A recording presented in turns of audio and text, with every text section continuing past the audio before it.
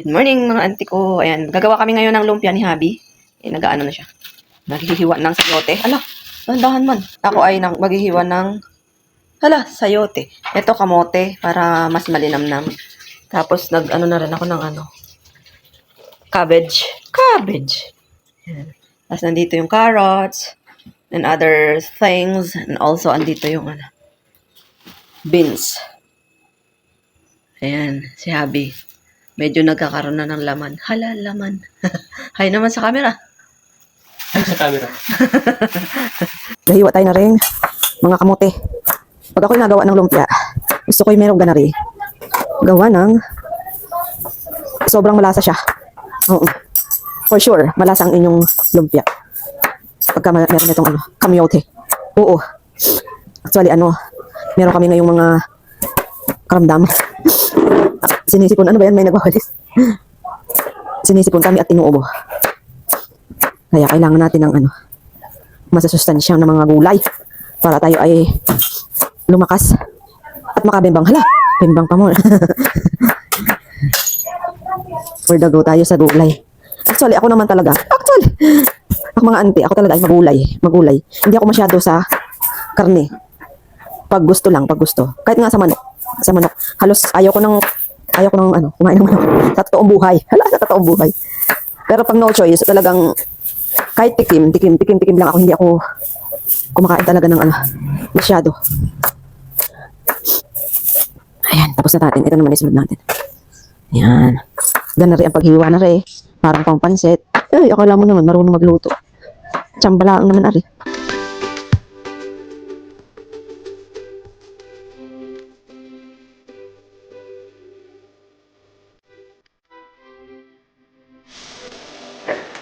Ayaw mo na.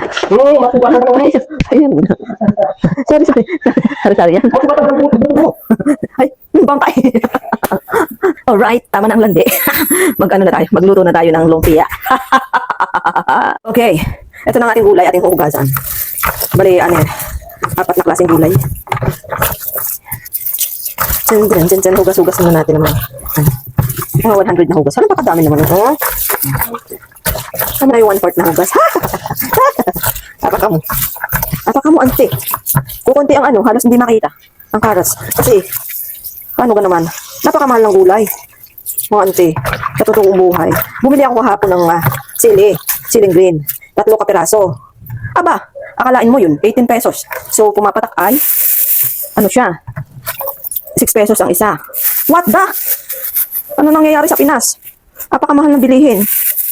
Bumili ako ngayon ng isda. Ay, 400 ang kilo. Aba, akala mo naman ay mayayaman ang mga tao lahat. Dapat may exemption. Exemption. Dapat, doon sa mayayaman, ganun lang yung benta nyo. Ganun yung benta nyo, mahal. Gawin nyo 1,000 yung kilo. Tapos pag sa aming mga mahihirap, ay gawin nyo 100 lang. So para maka-afford man lang kami, kahit ng 1 kilo. Kita nyo, ang binili lang namin ay kalahating kilo. Ay lagpas pa lang kalahating kilo yun. 5 piraso, lagi 1 piraso kami lahat. Hala, papakanyo talaga eh. Okay, mainit na ang ating kawali. Ilagay natin ang ating mantika. Pagkatapos ay hanapin natin ang sandok. Sapagkat wala pa tayong sandok. Pagkatapos ay ilagay natin ang ating bawang. Sapagkat yan ay mainit na. Dahil tinodok ang kalan. Ayan. Pag nag-golden brown ng ating bawang, ay ilagay natin ang ating kabuyas. Ang ating sibuyas. Ito daw ay Bombay. Bombay sa ano bang salita ito? Bombay.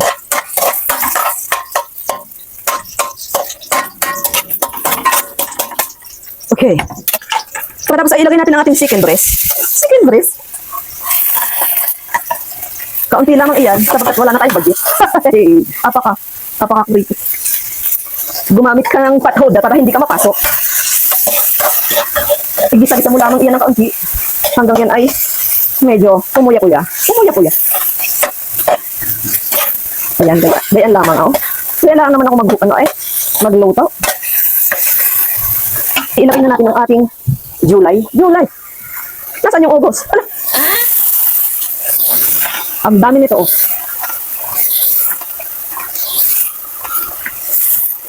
Diba? Ang dami-dami. Para tayo may pasaknong nito. Kung magluto ay napakadami. Loksi madami kasi para yung tira, lalagay sa rep. Pagkain ng mga bata. Haluin lang. Mix well. Hala, pakasosyan. Mix well, halo lang, halo. Huwag na yung pa-mix well pa. Apaka-arte mo naman. Na tao. Lagyan natin ng paminta. Oh, ay lagyan natin ng chicken cubes. Soyo. Huwag masyado. Kasi baka maalat. Okay na yan. Pag ito ay umiga, okay na.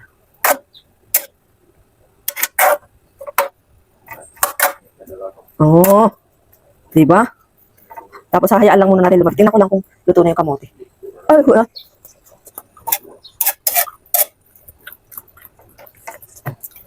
O, ayan na mga ante. Nabalot ko na ang lumpia at ngayon ay ipiprito na natin. Mga ano yan, mga 2 dosena. Hala, ang dami naman.